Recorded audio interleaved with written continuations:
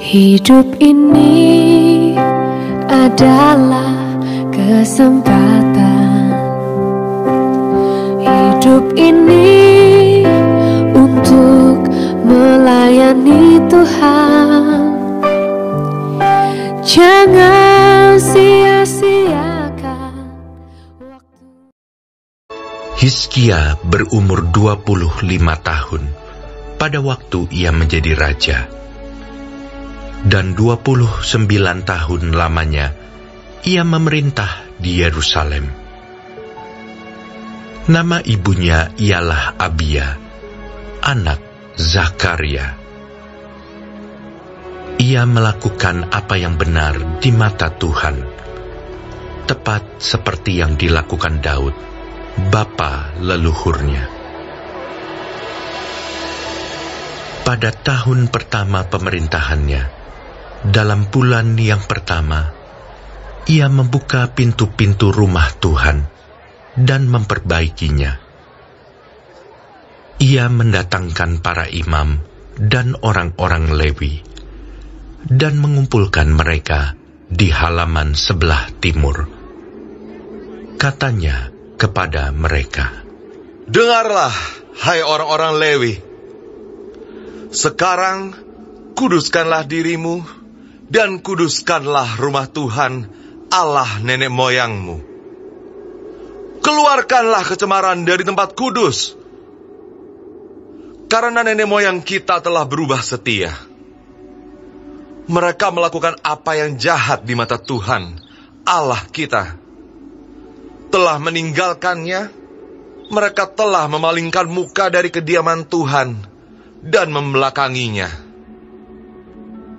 Bahkan mereka menutup pintu-pintu balai rumah Tuhan dan memadamkan segala pelita. Mereka tidak membakar korban ukupan dan tidak mempersembahkan korban bakaran bagi Allah orang Israel di tempat kudus. Sehingga murka Tuhan menimpa Yehuda dan Yerusalem. Ia membuat mereka menjadi kengerian, kedahsyatan, dan sasaran suitan seperti yang kamu lihat dengan matamu sendiri. Karena hal itulah nenek moyang kita tewas oleh pedang, dan anak-anak lelaki, dan anak-anak perempuan kita, beserta istri-istri kita menjadi tawanan. Sekarang, aku bermaksud mengikat perjanjian dengan Tuhan, Allah Israel, supaya murkanya yang menyala-nyala itu undur daripada kita. Anak-anakku, sekarang janganlah kamu lengah, karena kamu telah dipilih Tuhan untuk berdiri di hadapannya, untuk melayani Dia, untuk menyelenggarakan kebaktian, dan membakar korban baginya." Lalu bangunlah orang-orang Lewi itu, yakni dari Bani Kehat, Mahat bin Amasai, dan Yoel bin Azaria. Dari Bani Merari, Kish bin Abdi, dan Azaria bin Yehaleleel.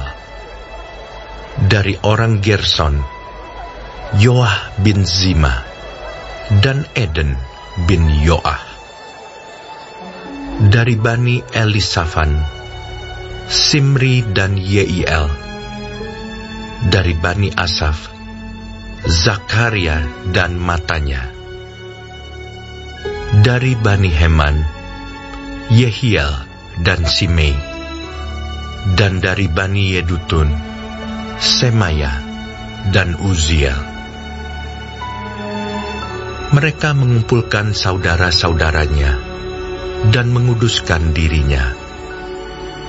Kemudian mereka datang menurut perintah raja, sesuai dengan firman Tuhan, lalu mentahirkan rumah Tuhan.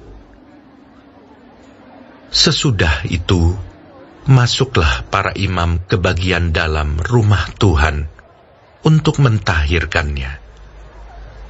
Semua yang najis yang didapati mereka di dalam bait Tuhan dibawa ke pelataran rumah Tuhan. Orang-orang Lewi menerimanya untuk diangkut keluar ke lembah Kidron. Pekerjaan menguduskan itu dimulai pada tanggal 1 bulan yang pertama. Pada hari ke-8 bulan itu, mereka sampai ke balai rumah Tuhan dan menguduskan seluruh rumah Tuhan dalam 8 hari. Mereka selesai pada hari ke-16 bulan pertama. Lalu masuklah mereka menghadap Raja Hizkia dan berkata, "Kami telah mentahirkan seluruh rumah Tuhan, juga mezbah korban bakaran dengan segala perkakasnya, dan meja roti sajian dengan segala perkakasnya. Dan segala perkakas yang dibuang Raja Ahaz ketika ia berubah setia pada masa pemerintahannya telah kami sediakan dan kami kuduskan. Sekarang semuanya itu ada di depan mezbah Tuhan." Maka pagi-pagi, Raja Hizkia mengumpulkan pemimpin-pemimpin kota dan pergi ke rumah Tuhan. Mereka membawa 7 ekor lembu jantan, 7 ekor domba jantan, 7 ekor domba muda, dan 7 ekor kambing jantan sebagai korban penghapus dosa untuk keluarga raja, untuk tempat kudus, dan untuk Yehuda. Ia memerintahkan anak-anak Harun, yakni para imam, untuk mempersembahkannya di atas mezbah Tuhan. Lalu mereka menyembelih lembu-lembu itu. Para imam menerima darahnya dan menyiramkannya pada mezbah. Kemudian mereka menyembelih domba-domba jantan dan menyiramkan darahnya pada mezbah.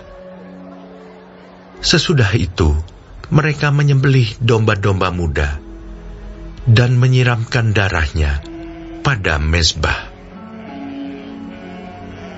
Selanjutnya mereka membawa kambing-kambing jantan yang akan menjadi korban penghapus dosa ke hadapan raja dan jemaah. Mereka meletakkan tangannya ke atas kambing-kambing itu, dan para imam menyembelihnya dan mempersembahkan darahnya di atas mezbah sebagai korban penghapus dosa untuk mengadakan pendamaian bagi seluruh Israel.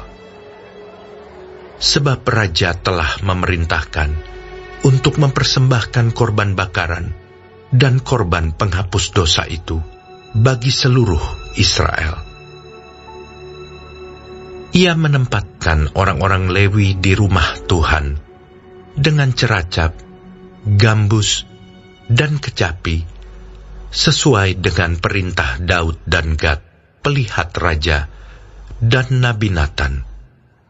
Karena dari Tuhanlah perintah itu, dengan perantaraan nabi-nabinya. Maka berdirilah orang-orang Lewi dengan alat-alat musik Daud, demikian pula para imam dengan nafiri. Lalu Hizkia memerintahkan untuk mempersembahkan korban bakaran di atas mezbah. Pada saat persembahan korban bakaran dimulai, mulailah pula dinyanyikan nyanyian bagi Tuhan dan dibunyikan nafiri dengan iringan alat-alat musik Daud, Raja Israel. Seluruh jemaah sujud menyembah, sementara nyanyian dinyanyikan dan nafiri dibunyikan. Semuanya itu berlangsung sampai korban bakaran habis terbakar. Sehabis korban bakaran dipersembahkan, raja dan semua orang yang hadir bersama-sama dia berlutut dan sujud menyembah. Lalu Raja Hizkia dan para pemimpin memerintahkan orang-orang Lewi menyanyikan puji-pujian untuk Tuhan dengan kata-kata Daud dan Asaf, pelihat itu. Maka mereka menyanyikan puji-pujian dengan sukaria, lalu berlutut dan sujud menyembah. Kemudian berbicaralah Hizkia. Sekarang kamu telah mentahbiskan dirimu untuk Tuhan. Mendekatlah dan bawalah korban-korban sembelihan dan korban-korban syukur ke rumah Tuhan. Lalu jemaah membawa korban-korban sembelihan dan korban-korban puji-pujian. Setiap orang yang rela hati membawa juga korban-korban bakaran. Jumlah korban bakaran yang dibawa jemaah ialah lembu 70 ekor, domba jantan 100 ekor, dan domba muda 200 ekor. Semuanya sebagai korban bakaran bagi Tuhan. Persembahan-persembahan kudus terdiri dari lembu sapi 600 ekor dan kambing domba 3.000 ekor. Tetapi jumlah imam terlalu sedikit, sehingga mereka tidak sanggup menguliti semua korban bakaran. Oleh sebab itu, saudara-saudara mereka, orang-orang Lewi, membantu mereka sampai pekerjaan itu selesai, dan sampai para imam menguduskan dirinya. Sebab orang-orang Lewi itu lebih bersungguh-sungguh menguduskan dirinya daripada para imam. Lagi pula korban bakaran itu banyak, dengan segala lemak korban keselamatan dan segala korban curahan pada korban-korban bakaran itu. Demikianlah ibadah di rumah Tuhan ditetapkan kembali. Hizkia dan seluruh rakyat bersukacita akan apa yang telah ditetapkan Allah bagi bangsa itu, karena hal itu terjadi dengan tak disangka-sangka. Baik, sebelum mengakhiri firman Tuhan hari ini, kita sama-sama berdoa. Bapa kami yang di surga, dikuduskanlah nama-Mu. Datanglah kerajaan-Mu. Jadilah kehendak-Mu di bumi seperti di sorga. Berikanlah kami pada hari ini makanan kami yang secukupnya, dan ampunilah kami akan kesalahan kami, seperti kami juga mengampuni orang yang bersalah kepada kami. Dan janganlah membawa kami ke dalam pencobaan, tetapi lepaskanlah kami daripada yang jahat, karena Engkaulah yang empunya kerajaan dan kuasa dan kemuliaan sampai selama-lamanya. Amin. Terima kasih pemirsa telah mendengarkan firman Tuhan hari ini. Sampai ketemu besok hari. Terima kasih.